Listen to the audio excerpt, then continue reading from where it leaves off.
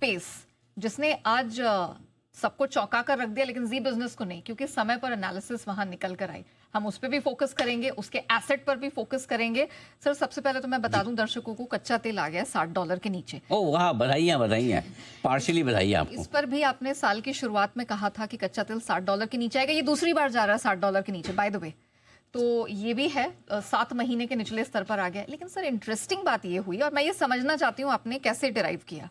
OMCs typically हम understand करते हैं कि जब भी कच्चा तेल सस्ता होता है ये भागते हैं, लेकिन ये नहीं भागे, और आपने सुबह को ही सतर्क किया था। कैसे? तो नेहा जी, 2-3 चीज़ें जो समझने वाली। पहली चीज़ तो 1 जनवरी 2025 को शायद ही कोई ये बोलने वाला होगा कि इस साल कच्चा तेल 20-25% गिर जाएगा। उस दिन हमने बहुत बोल्ड और कॉन्ट्रा खोल दिया था कि इस साल की सबसे बड़ी थीम कच्चे तेल की गिरावट है।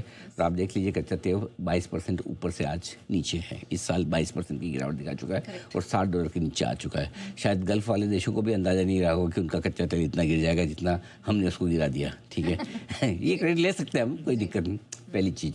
दूसरी चीज़ जो आपने कहा, कच्चे तेल से फ़ायदा होने वाले स्टॉक से हम साल के पहले दिन से बुलिश हैं, जिसमें 3 शेयर हमने चुने थे, HP, एशियन पेंट्स और साथ ही साथ इंटरग्लोब में हमने एक टाइम पे प्रॉफिट बुक करने की भी राय दी। बाद में ये भी कहा कि अब नहीं बेचना है। एशियन पेंट्स हमारा अभी भी लॉन्ग साइड पर कॉल अभी भी है, बिल्कुल है। और रहा सवाल HPCL का, जो सुबह आपने तेल कंपनी के लिए पूछा, हमने कहा अभी नहीं खरीदेंगे, आज भले कच्चा तेल गिरे, और भले कच्चा तेल इस लेवल पे आ गया है। देखिए, ये बहुत आसान सा विश्लेषण है, कॉमन सा है, जिसमें दिमाग नहीं लगाने की जरूरत। कहते हैं नो ब्रेनर टाइप ऑफ, कि कच्चा तेल गिरा है, सारे OMC खरीद लो, पेंट कंपनियां खरीद लो। लेकिन प्रॉब्लम ये कि स्टॉक मार्केट जितना बाहर से इजी दिखता था उतना इजी है नहीं, और जहां आपको लगे कि ये इजी है, वहाँ मार्केट आपको बता देता कि इजी कुछ भी नहीं है यहाँ पे। और वजह सिंपल, मैंने आज आपको लॉजिक के साथ कहा था कि कच्चे तेल से फ़ायदा होने वाली कंपनियां आज ये इसलिए नहीं चलेगी, जो फ़ायदा कच्चे तेल से हो रहा है उसका काफ़ी कॉम्पनसेशन, काफ़ी उसको रुपए के नुकसान से कॉम्पनसेट हो रहा है। तो रुपया जो नीचे गिर रहा है, इसलिए जो फ़ायदा आपको वैसे मिलना चाहिए वो फ़ायदा मिल नहीं रहा है। इसलिए ये शेयर तुरंत नहीं बढ़ेंगे, ये ध्यान में। एक्सेप्ट इंडिगो का तो शोर शराबा खत्म हो गया, वो एक अलग बात है। बट आपकी OMC तेल कंपनियां, HVP, IOC, इसीलिए आप देखें ना, इतना बढ़िया होने के बावजूद तेजी नहीं दिखा पाई। नो डाउट बढ़ेंगे, ऐसा नहीं कि नहीं बढ़ेंगे। अब इनमें बढ़ने के लिए कच्चा तेल जहाँ है वहीं रहे 60 के आसपास, और रुपया रिकवर हो, तब आप इसको खरीदिएगा। अब आपको इस कच्चे, या तो कच्चा तेल ही 55 हो जाए, तब तो रुपए की गिरावट से भी फायदा हो जाएगा, उसके बावजूद फायदा हो जाएगा।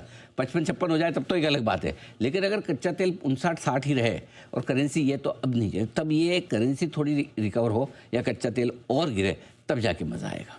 यही फायदा होता है लीडर के साथ रहने का, कि आपको समय रहते बिल्कुल 360 डिग्री एनालिसिस मिलती है। अब देखिए, सस्ता क्रूड और यहाँ कमजोर होता रुपया, इसका जो पूरा होलिस्टिक विश्लेषण है वो सिर्फ और सिर्फ आपको जी बिजनेस पर ही मिलेगा। समय रहते आपको सतर्क किया, और हम एक तरफा नहीं, एक लंबा बड़ा नजरिया आपके सामने हमेशा रखते हैं। अब क्या है, कच्चे तेल गिरा है, मैं ज्यादा खुश भी नहीं हो सकता। क्यों? अरे जितना गिर रहा है उतना करेंसी भी तो गिर रही है सामने भाई। अल्टीमेटली तो इंपोर्ट करना है, इंपोर्ट करोगे तो रुपया कमजोर है।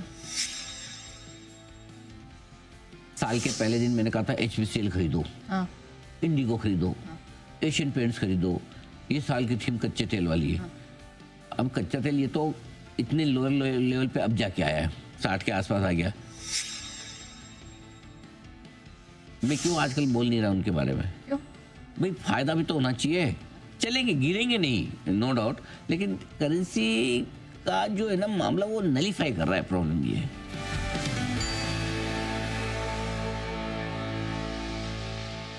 ये तो तमाम रिकमेंडेशन स्टॉक्स रही, लेकिन हमारी रिसर्च टीम भी जुड़ चुकी है। बहुत इंपॉर्टेंट खबरें हैं, इवेंट्स हैं, ट्रिगर